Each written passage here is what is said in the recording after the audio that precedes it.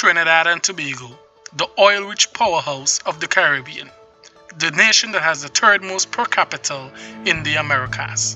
Its luscious landscape, influencing thousands of visits from tourists yearly, and fairly developed nations, topping the Caribbean chart. But that is just the good news. Let's talk about the crime ever-present Trinidad and Tobago. The Trinidad and Tobago that had over 463 murders in 2016.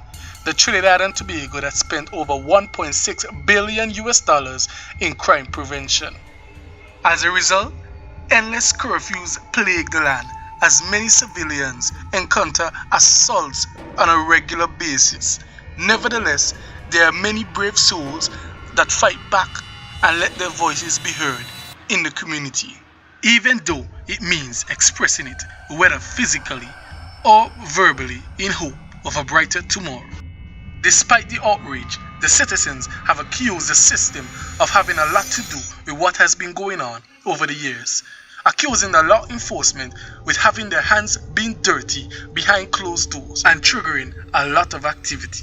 Among the murder hotspots, Laventille will be the most popular, contributing mostly to Port of Spain yearly murder rate.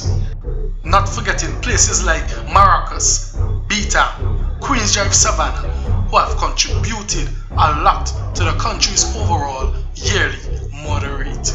And the fact that their nation has the most recruits to ISIS in the Caribbean, thanks to people like Ian Allen, who has fighting vigorously for the ending of crime in his nation. People have a hope of having their voices being heard.